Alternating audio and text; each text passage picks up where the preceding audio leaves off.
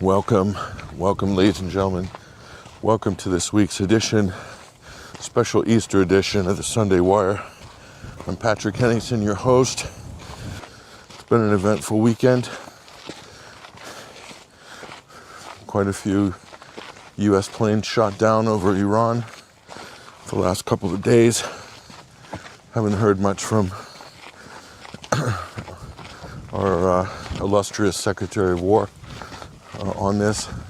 It's funny, the U.S. denied that they lost any planes. That was the first order of business for the first 6 or 7 hours. Finally, they admitted it, that an F-15 was downed. Iran says it was an F-35. There's another A-10 Warthog also shot down, presumably as part of a rescue mission. So I guess this is Trump's Jimmy Carter moment, you could say.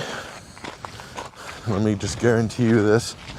The Iranians will take that plane and recover every single piece of it and piece it all back together and study it. And it'll become an exhibition somewhere after that. Probably one of many planes. I think another, possibly an MQ-4 Reaper or Global Hawk drone may also have been shot down. There's a pilot missing. Now, that's going to be interesting. When there's pilots involved, everything changes. The diplomacy becomes much more cordial, as you can imagine. And that's a big trading item. One U.S. pilot that's still alive, you could trade anything for it. So Iran's got quite a big card there.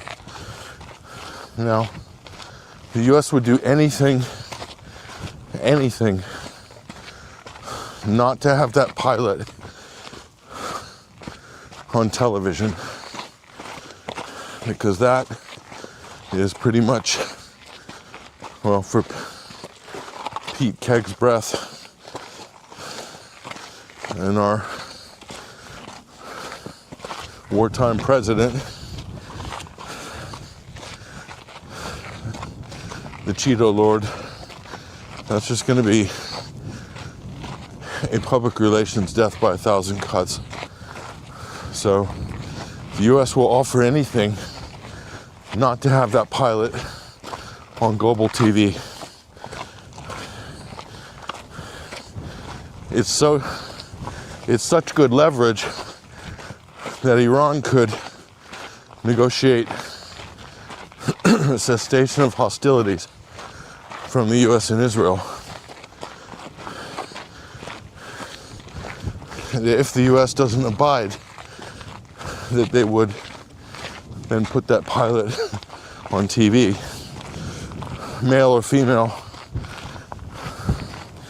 Apparently one of them was rescued, but the rescue mission was a little bit of a train wreck. 2 U.S. helicopters, Global Hawks, were shot at and damaged. So they're lucky they didn't lose the C-130, the air refueler, 2 Black Hawk Downs. It's a bad look. It's not a good look. So, busy weekend from that point of view. So we'll see. This is a little bit of a strenuous climb. So I may appear to be out of breath, but I'm not. Just kind of getting used to it. I might pass a few people on the way.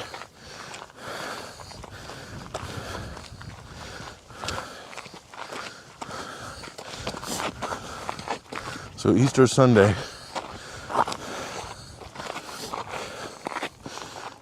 there's a few big themes which we'll discuss later.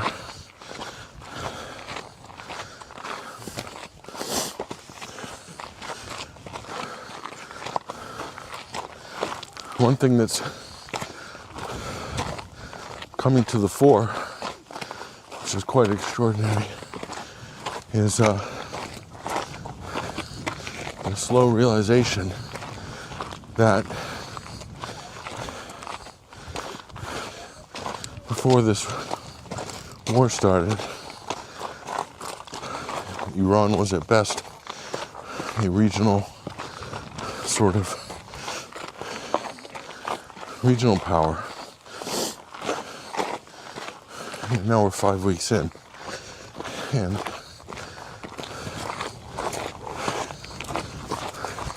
they've gone from regional power to regional hegemon. And if you think about it, Iran now controls a sizable percentage of the global oil trade and gas trade, natural gas, just by nature of the control of the Straits of Hormuz. And that makes them not just a regional hegemon, but a global power as well. And that is extraordinary. They really turned the tables on the US and Israel. And you have to remember that Israel had its eyes on regional hegemony and to become a global superpower, a city-state. Some call it the Greater Israel Project or Pax Judaica. And those plans, at least at the moment, appear to have stalled. So, I'm getting up a little bit in altitude. This is the high desert. You can see plenty of cactuses and a number of very dangerous, sharp, tight desert plants that you don't want to put your hand around. I've done it before, and it's very painful. I've learned my lesson. Just don't touch anything on this path if you can avoid it.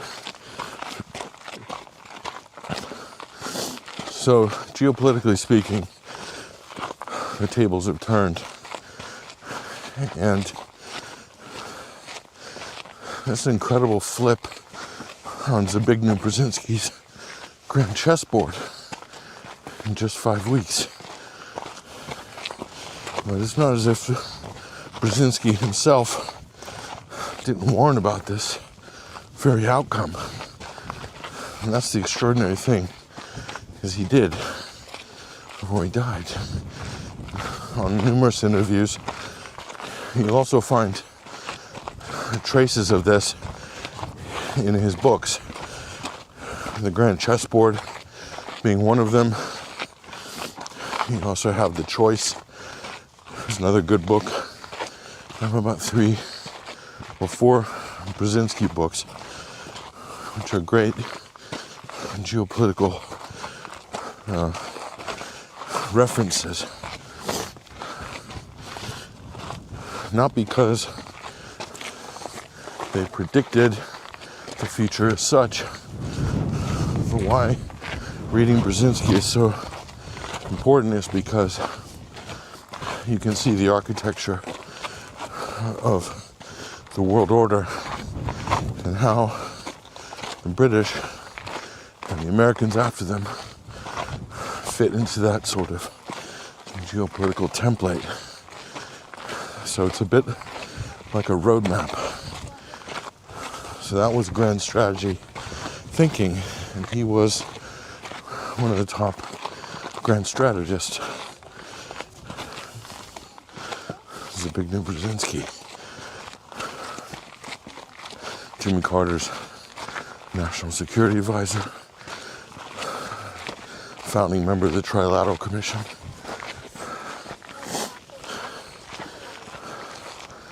So, yep. Okay. Oh, we're just gonna take a break here. Yeah.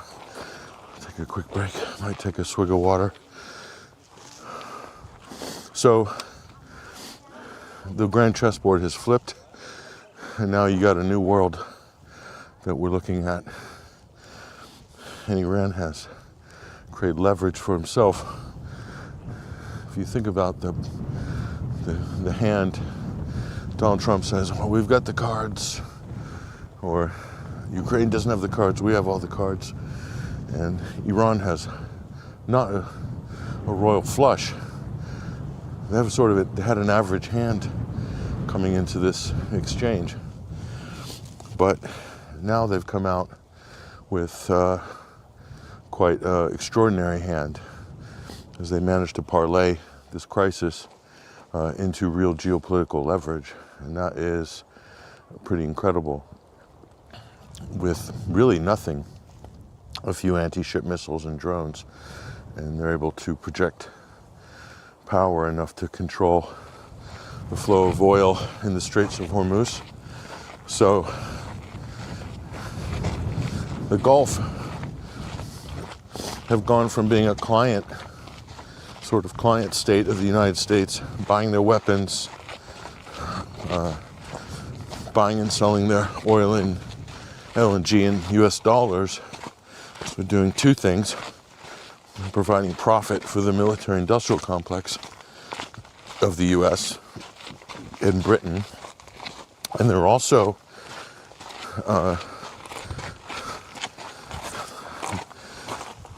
compelling those tribal Gulf sort of fake monarchies. They're not real royals. They were selected by the British Empire. So they're not hereditary royals. They're just sort of leading tribal families, chieftains of their day, converted into monarchs, backed by Western imperialists. But they're now having to deal with the traditional hegemon of the region. If you go back a few thousand years, is Persia, i.e. modern day Iran. So that's a little bit of a problem for the Gulfies and for the US. Pretty much had them like caged birds, doing their bidding, and the US taking its tithing tax off every barrel of oil and pushing that tax onto the American people in the form of inflation and deficit spending paid for the military-industrial complex. That's how it works. Sort of a nice little, tidy little cycle. Geopolitical, economic cycle. So that chessboard is potentially flipped as a result, and we're going into the spring and summer now. The US want to escalate and put troops on the ground. That's pretty clear. Maybe it's debacle over the weekend. May throw a temporary spanner into the works of that. But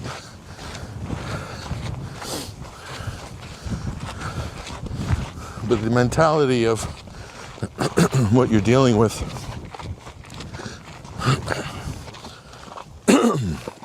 if you look at sociopath like Pete Hegseth and this type of someone promoted to the level of incompetence, they have to double down. It's literally written in stone. So this week he was purging members of the military, generals.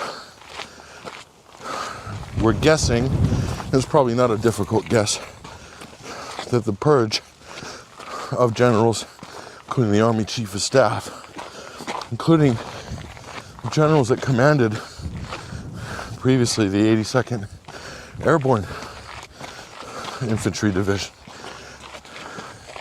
the one that Trump announced he's deploying to the Middle East for a imminent ground invasion of Iran, those generals. So quite obviously there was dissent among the ranks about this ground invasion. So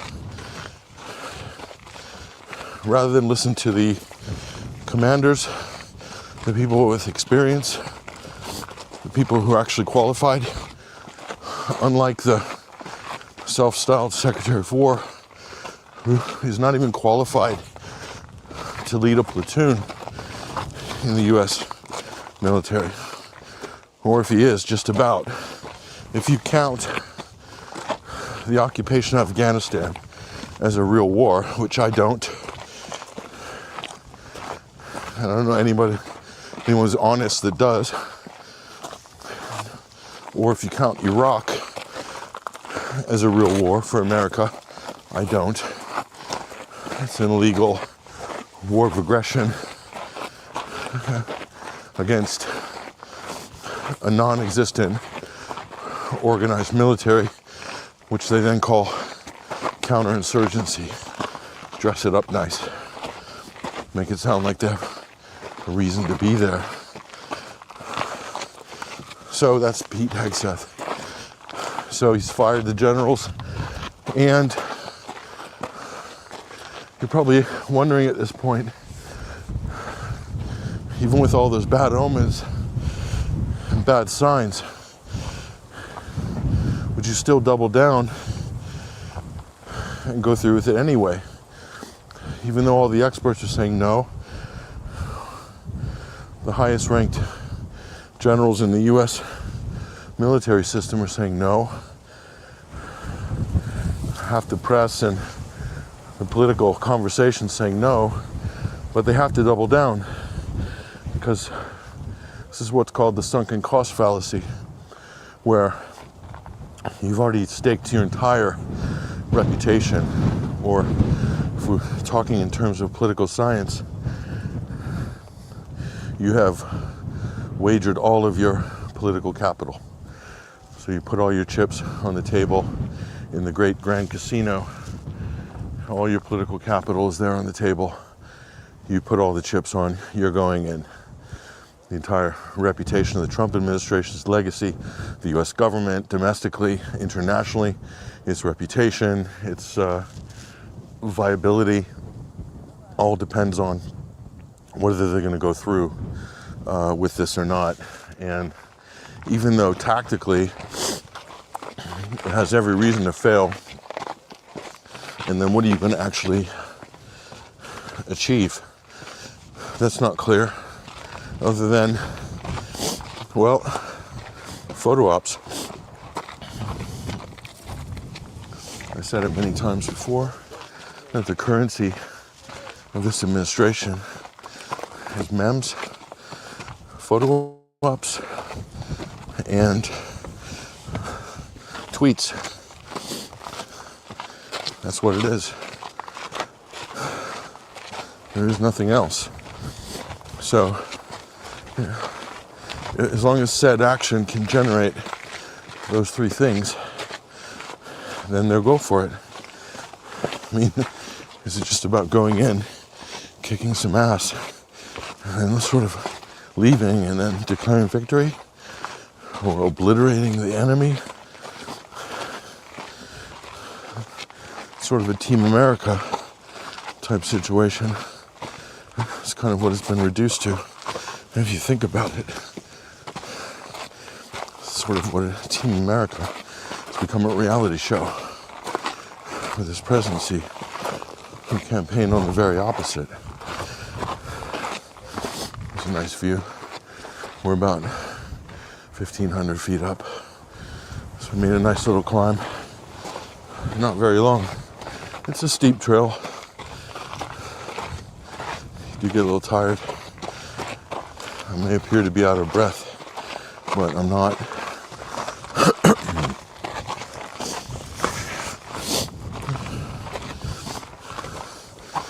It's a lot windier than what we're used to. Normally, it's desert heat. And start getting warm right about now, this time of year. Got a rare cold front though, it's pretty windy up here as well. I can't tell because I've got a wind guard on my mic, which hopefully is working. So, it's an interesting Easter. And we'll talk about the political and geopolitical dimensions. We've done that already. We'll talk a little bit about the spiritual dimension as well when we get a little bit higher up.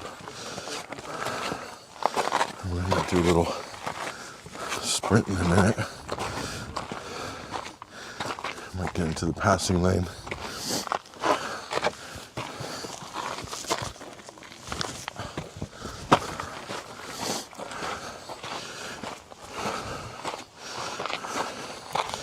So,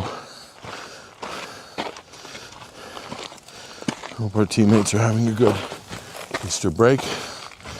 Is it good to see Pressure and Ruckus in Texas this past week? That was a big thrill. I managed to catch up with another great guy. His name is Jay Dyer. And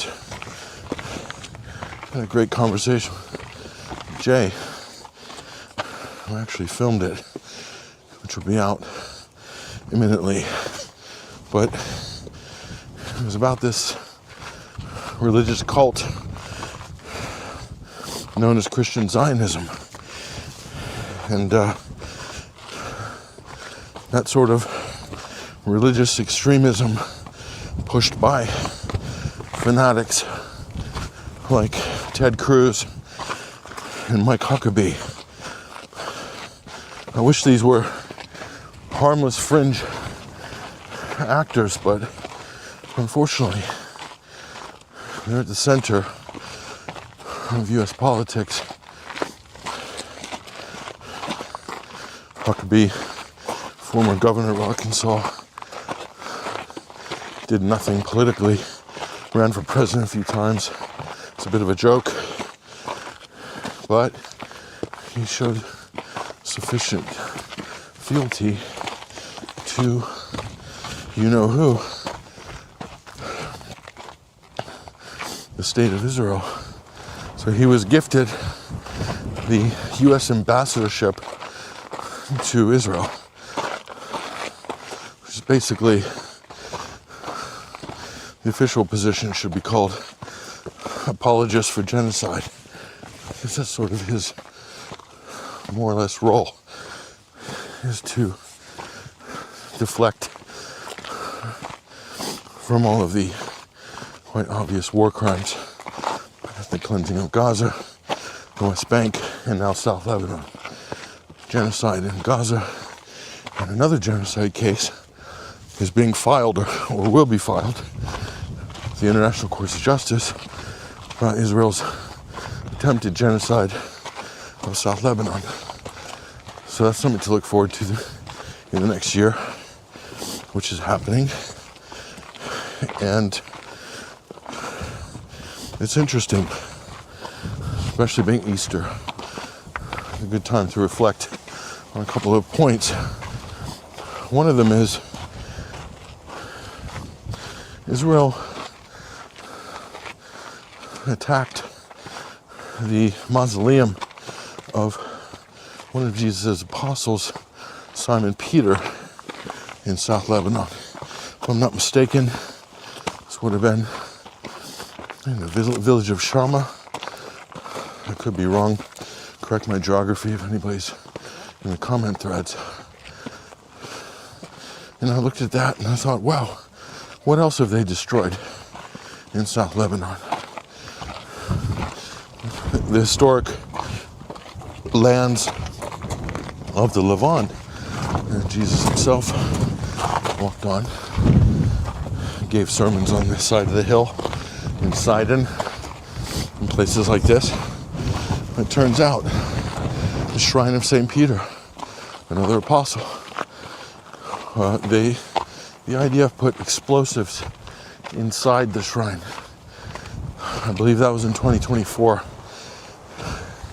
and blew it up. Why did they do that? Well, as usual, Israel claims that it was because there was a threat from an ancient Christian shrine built on the very ground in the Holy Land where the apostles walked and sat with Jesus Christ. So that's kind of an erasure of history. Follows a very familiar pattern of similar attacks on historic Christian churches and sites in Gaza, and even denying access for the first time in history for Catholic worshippers and even the bishops and cardinals to attend Palm Sunday at the Holy Sepulchre Church in Jerusalem. And now imagine if that shoe was on the other foot, and that was Muslims or Christians denying Jews access to their holy sites. There would just be an uproar in the media, in the political class. Maybe not so much so in the general population, but there will be a definite push to make that some sort of major Rubicon. But Israel's not just denying access during the Holy Week to historic Christian sites. They're actually blowing up those ancient churches.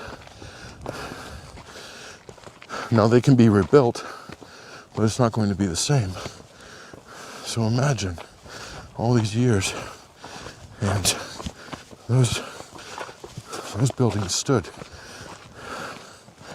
and suddenly, under the bogus guise of fighting terrorism, they can just blow them up. And what's more shocking is that not a word of protest from American Christians, people who identify as Christian. With regards to Christian Zionists, it's hard to see how their version of Christianity squares with reality, much less their own scriptures. But put that aside. Certainly, Israel and Netanyahu say that they're the defenders of Christianity in the Middle East. I highly doubt it.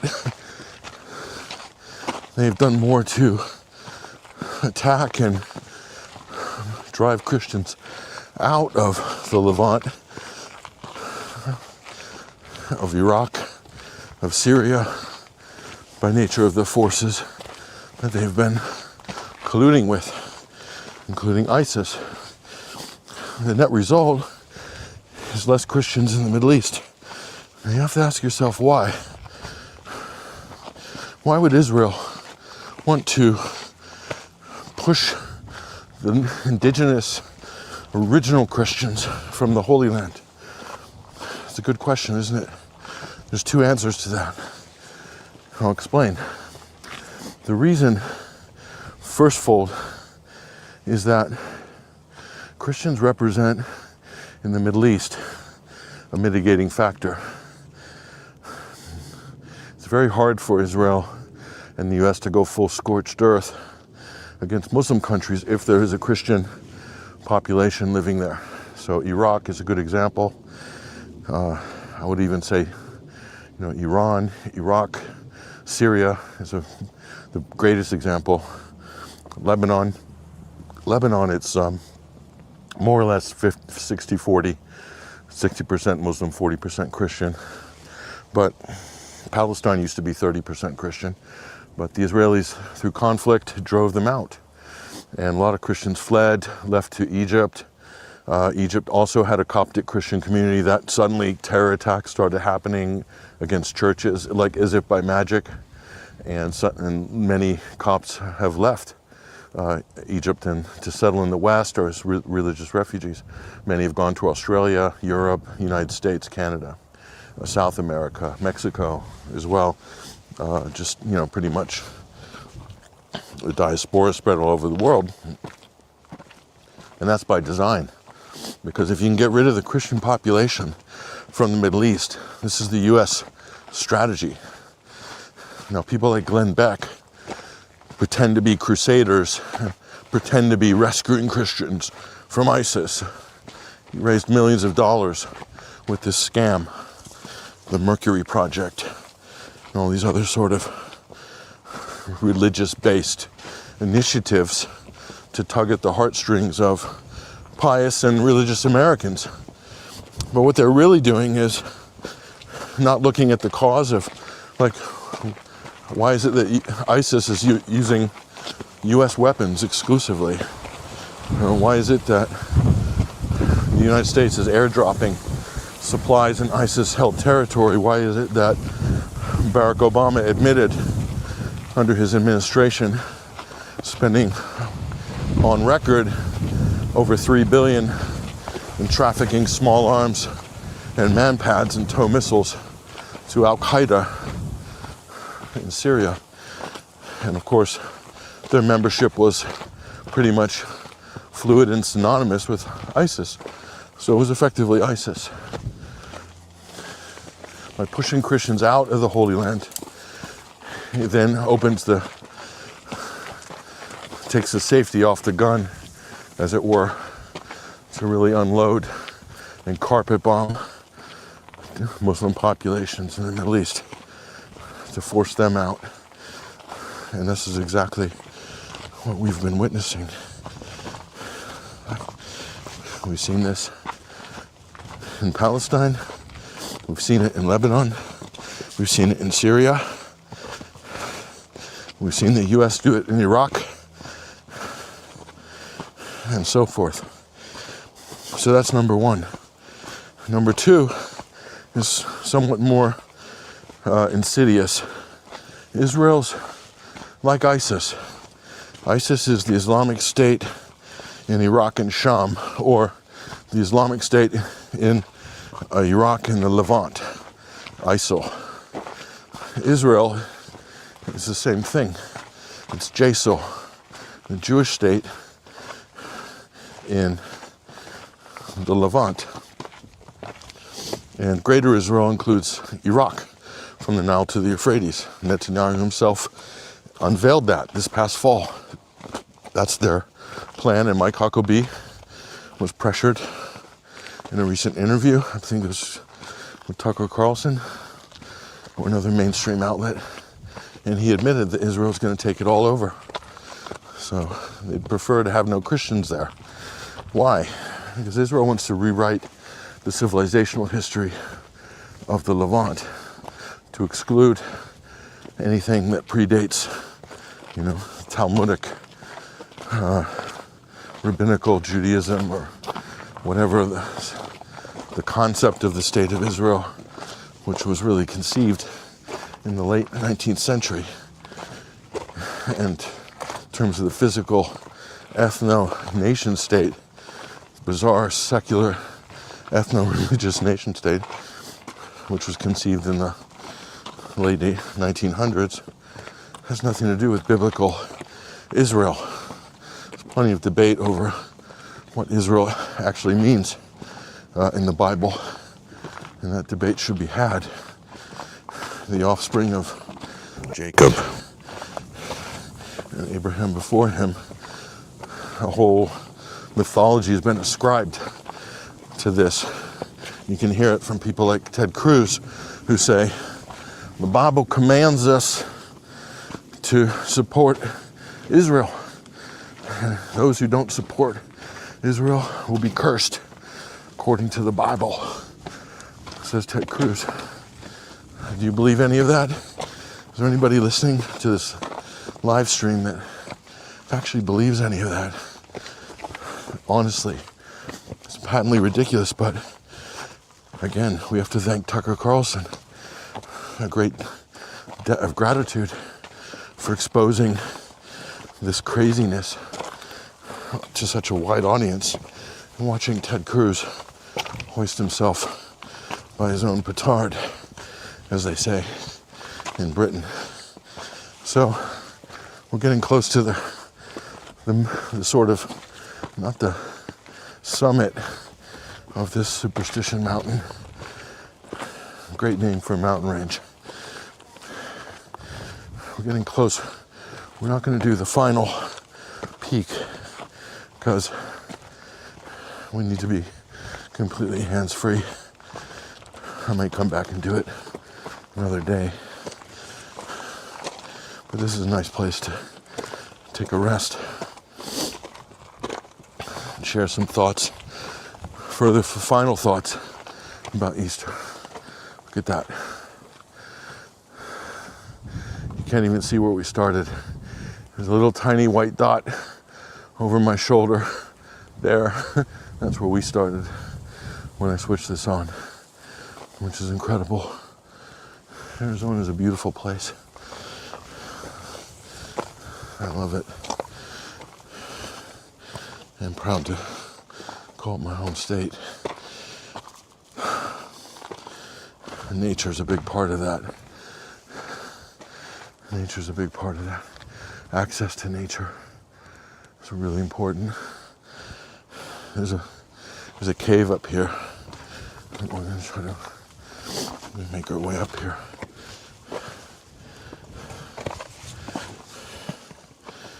On a hot day, you can go from here down to the Salt River, and which is a spring from Superstition Springs, and it forms the Salt River complex, and it's so refreshing to do that on a hot day. It's kind of a payoff after you do the climb. There's quite a few people up here.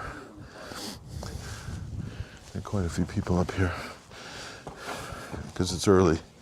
That's what you do. You get up before it gets hot. So there's a few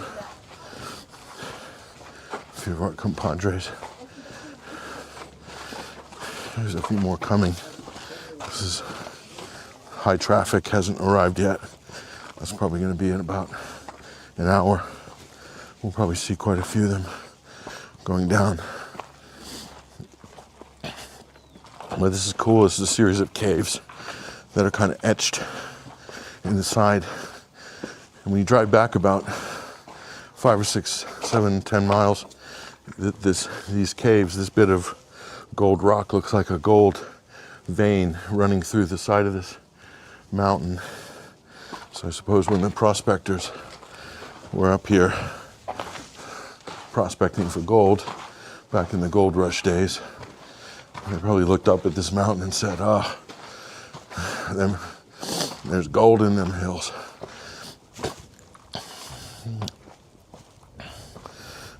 But I filmed quite a few of those videos after October 7th on this mountain up at the top, and as you can see, it's an amazing view, and we're kind of lucky to have access to this.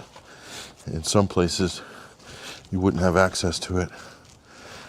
You would be severely restricted, or if you're in some places you've got health and safety and things like that to contend with. But I was having an interesting conversation with my mother, of all people, about Easter. She reads a lot, and even at her age, that's a voracious appetite for knowledge. But talking about the difference between redemption and salvation, it's kind of an interesting question, especially on this day. I don't know, you don't have to be religious to understand what I'm talking about here. You don't have to be a Christian or a Catholic or Protestant or whatever your denomination or non-denomination is. But what's the difference between those two things? And if you follow Christianity, then this is the weekend of the resurrection, and Jesus died for the sins of the people, for the world, for humanity. He offered redemption. Now, you could peel away the different doctrines and layers of doctrines of Christianity, but we'll boil it down to something very simple that we can have a conversation today on, which is that you could say, is redemption the same as salvation? Two different things. So if you interpret the scriptures or teachings of Jesus Christ, that he's offered redemption. So he, sacrificing himself, achieved redemption, and that merely opens the door for the individual. So after that, it's not automatic salvation, and that's the important point. That's something that each individual has to find within themselves to pursue in their life. Whatever they're doing, what they do for, what they're doing with their family, with themselves, with their family, for their community, maybe what you do for a living. Some people find salvation in their vocation, or charity. I'm not talking about charities like organizations. I'm talking about charitable acts or helping people in the community. A lot of people find their own personal salvation through what they do, through their vocation. That could be looking after a family member, that could be raising your children, looking after your husband or your wife, your parents, providing a home, maintaining that home. These are all vocations.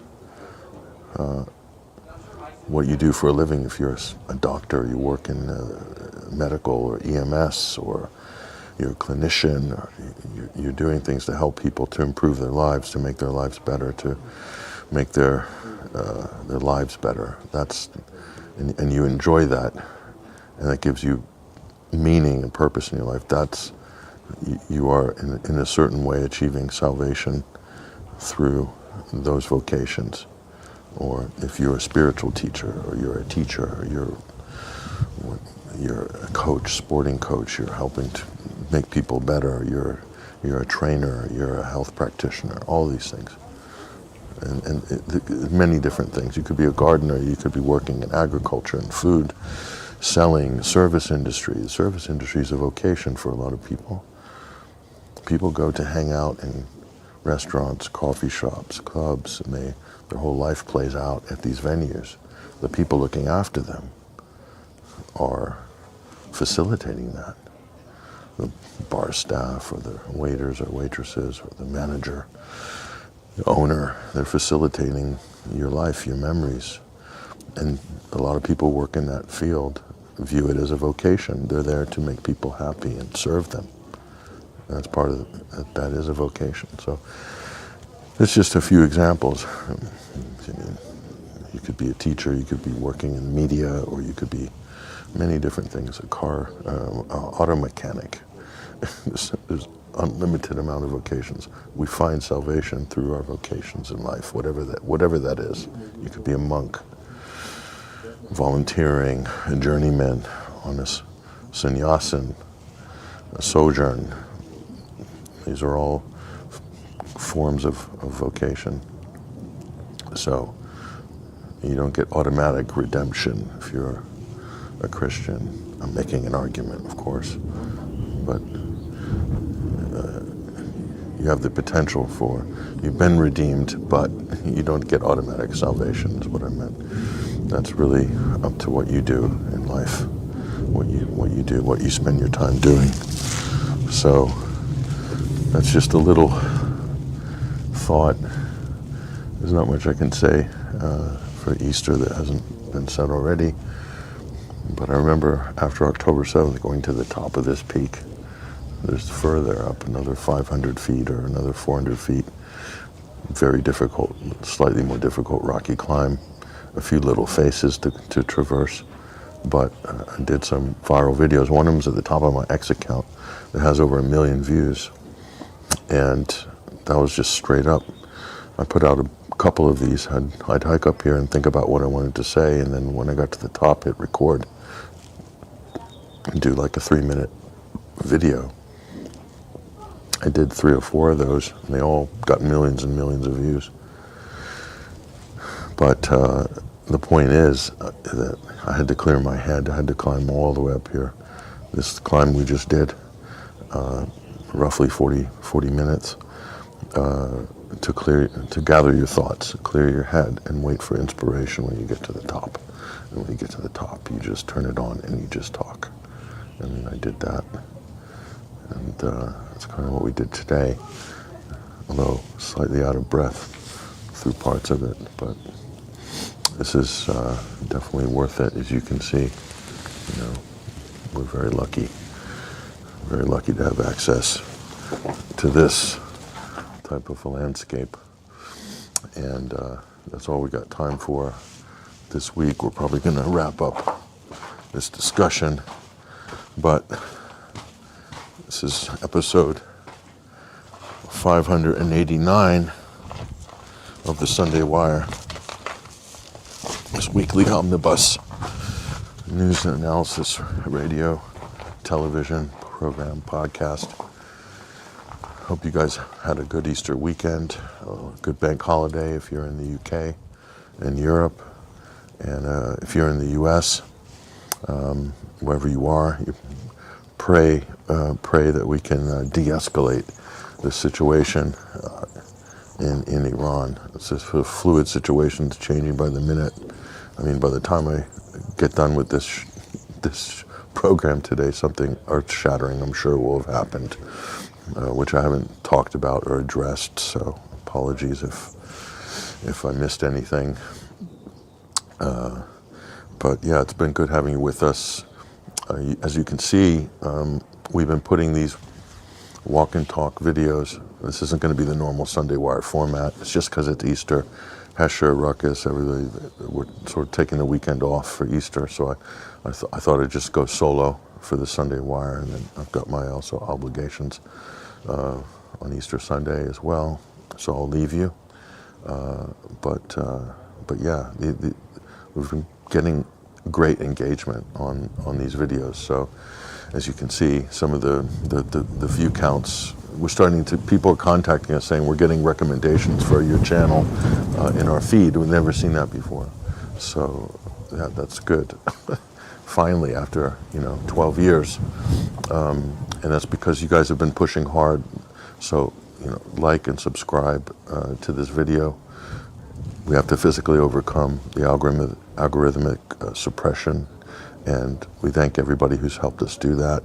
We need to keep pushing, and it's working. It's working. We've been able to physically overcome the type of algorithmic suppression that this channel has been under, especially on YouTube, for forever, really. So, yeah, we really appreciate that. And the other thing, you guys, there's a link in the description. You can support our independent media platform, donate, subscribe. We prefer if you become a member at 21wire.tv. That would be ideal. So if you can do that, that would be amazing. That's one way you can help us on a weekly basis. It's only for a few dollars a month, but it goes a long way. If like say 20% of the people watching this live stream now subscribe to 21wire.tv, $5 a month, right now that would make a massive difference for us in the next month. So we've had a successful winter fundraising drive thanks to all you guys, and we've been able to do a lot. We've done some filming as well recently in Texas, and you'll see the results of that. Possibly a new program, so something to look forward to. And again, that's because of your help and your support. That's all we've got time for today. It's episode 589 of the Sunday Wire. Thank you guys. Happy Easter weekend. We shall see you during the week. Keep your eyes on our feed here, especially on YouTube. There'll be more videos from up in the mountains this week, and then we'll probably be shifting locations next week again. So, and we'll have a totally different look for you. But we're going to deliver. We're going to deliver the direct line of communication with our audience this way, much more, as well as what we do in the studio, and as well as guest appearances on many podcasts, of which I'm heading to one right now. So I've got to get down this hill in 40 minutes or so, grab a coffee, and we got another live stream to do just hopefully, in just a few hours. So I've got to prepare for that. Anyway, take care, you guys. All the best.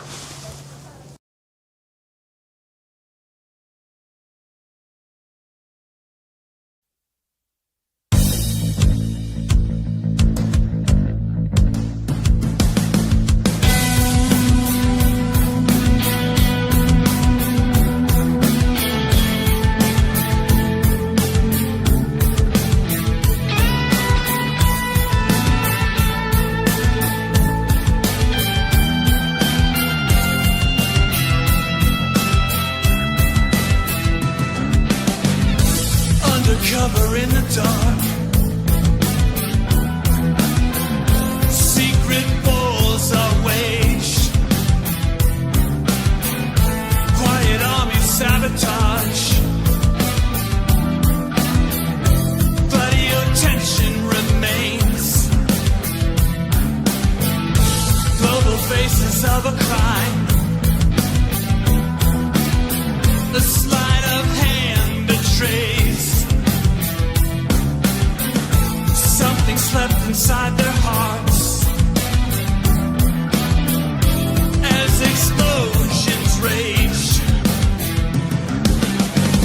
The system breaks as truth increases. The grip on us and the world order ceases. Behind the mask, it's falling to pieces. What comes next? Have they lost all reason? Paper empires catch a spark as vultures come to prey.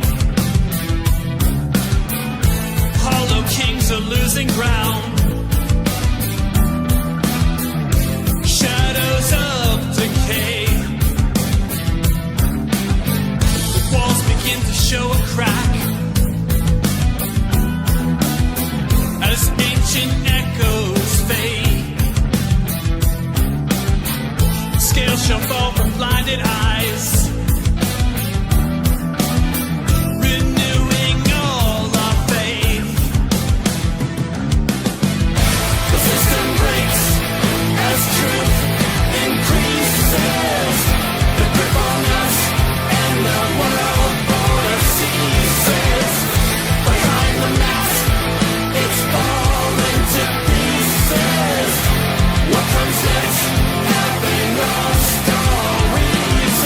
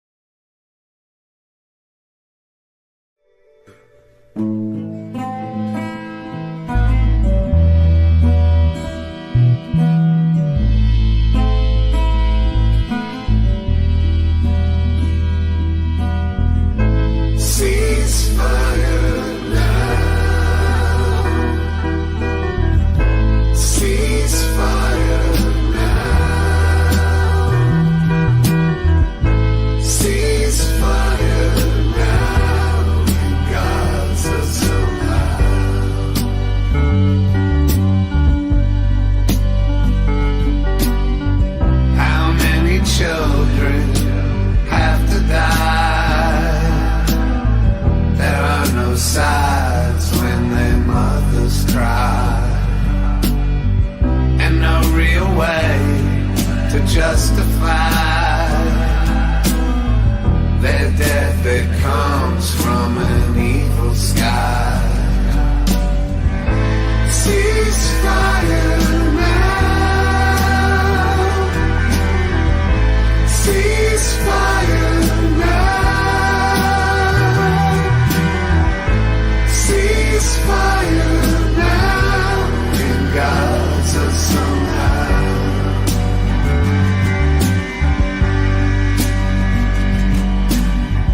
Damaged like a nuclear bomb, dressed in a kill box. People can't escape. They're told to leave, but where can they go?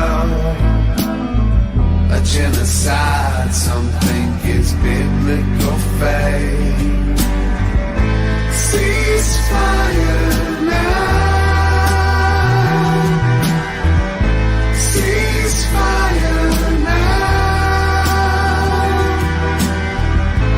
Ceasefire now in Gaza somehow.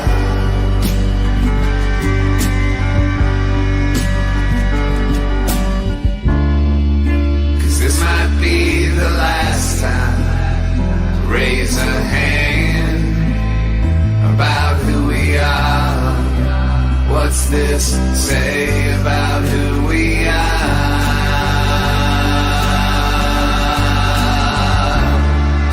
'Cause this might be the last time to raise a hand about who we are. What's this say about who we are? Digital images and digital lies cut out their heart along with their supplies. The propaganda leads to dehumanize our fellow humans and silence their cries. Ceasefire now. Ceasefire now.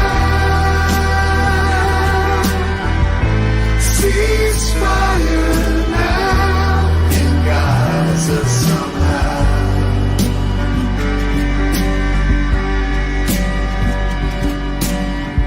Without equality, there will always be war. We have all the history to see how it's happened before. Travel as equals, equality for all, or else mankind will surely fall. Ceasefire now. Ceasefire now.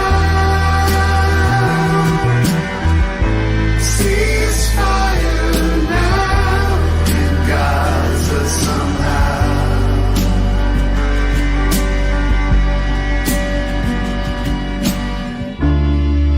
Cause this might be the last time to raise a hand about who we are. What's this say about who we are?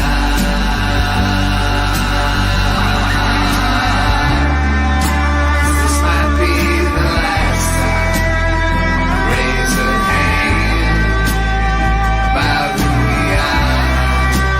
What's this say about who we are?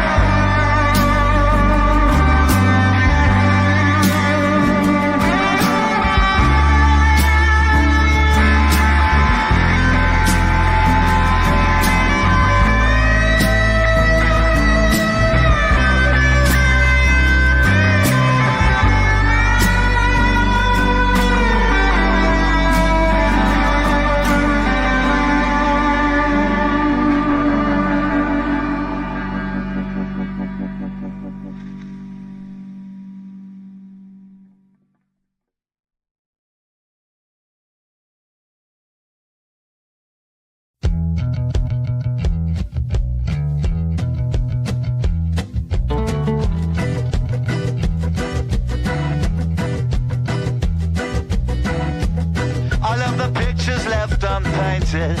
All of the games they left unplayed. All the laughter in the playground. All of the arts they never made. Ghost faces of a million Palestinian children.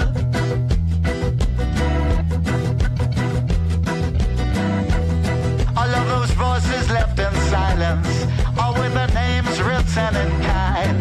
Lest their bodies pulled from rubble, lifeless empty dolls to find. Ghost faces of a million Palestinian children.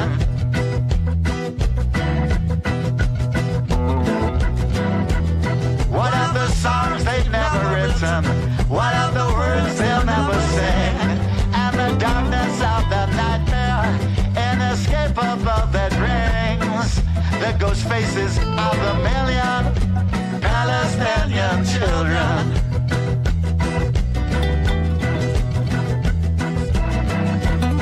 I hear the crying, helpless children, God's most precious and most dear. I hear them begging for the reason. How could you ever leave us here? I close the eyelids of a million Palestinian children.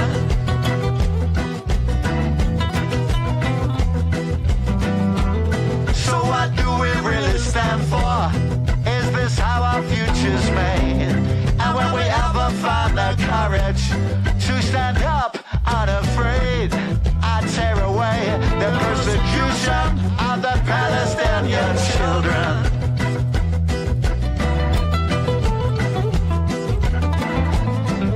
Rise up and be the guardians of the Palestinian children.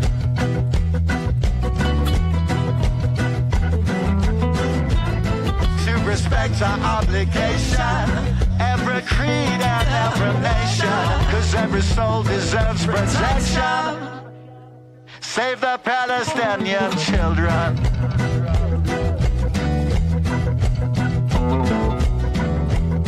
Save the Palestinian children.